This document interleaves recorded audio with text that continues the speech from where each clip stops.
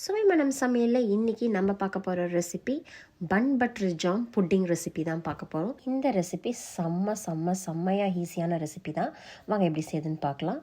ஒரு பேனில் நம்ம 14 ounce அளவுக்கு எவாப்ரேட் மில்க், 14 ounceக்கு கண்டென்ஸ்டு மில்க், 1/2 லிட்டர் பால், கொஞ்சமாக ஏலக்காய் இதை போட்டு நல்லா சுண்ட காய்ச்சி வச்சுக்கோங்க.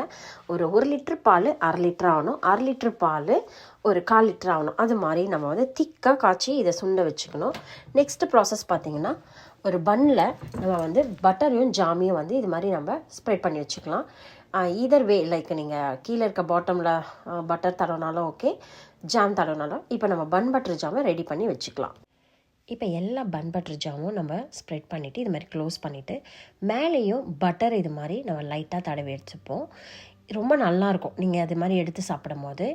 இதை நம்ம என்ன பண்ணோன்னா 4ஆக கட் பண்ணி எடுத்துக்கிறோம். அதாவது ஃபுல்லாக நீங்கள் கட் பண்ணாமல் மேலே மட்டும், அதாவது அந்த புட்டிங் நம்ம ஊற்றும் போது அது நல்லா சோக்காகி நல்லாயிருக்கும். ஸோ அதனால் அது மேலே மட்டும் அந்த 4 இதுவாக கட் பண்ணி வச்சுக்கலாம். இப்போ இதுக்கு நட்ஸு நல்லாயிருக்கும். நான் எடுத்த நட்ஸ் பார்த்தீங்கன்னா நீங்கள் எது வேணால் எடுத்துக்கோங்க. நான் முந்திரி எடுத்திருக்கேன், ஆல்மண்ட் எடுத்திருக்கேன், அண்ட் வால்நட் எடுத்திருக்கேன். இப்போ இது மூணுமே பொடியாக கொஞ்சம் நறுக்கி வச்சுட்டு 1 ஸ்பூன் அளவுக்கு கீ சேர்த்து இதை எல்லாமே நம்ம வறுத்து எடுத்துக்கலாம். சும்மா ஒரு கோல்டன் கலரில் வந்தால் போதும். இதை நம்ம கேஸ் ஆஃப் பண்ணி இது ரெடி ஆகிடுச்சு. நெக்ஸ்ட்டு பார்த்திங்கன்னா பாருங்கள், திக்காக நான் காய்ச்சி வச்சு அதை ஃப்ரிட்ஜில் வச்சுருந்தேன்.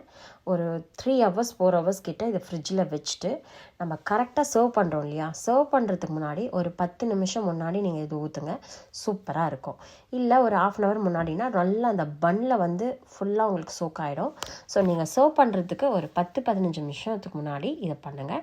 இப்போ இது மேலே ஊற்றிட்டு நட்ஸ் எல்லாம் போட்டு சாஃப்ரான் போட்டு அழகாக நீங்கள் சர்வ் பண்ணும்போது செம்மையாக இருக்கும்.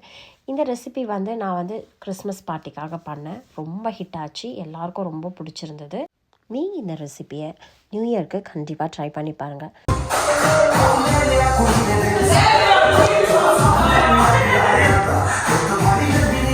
பிளேட் எடுத்து வச்சுக்காம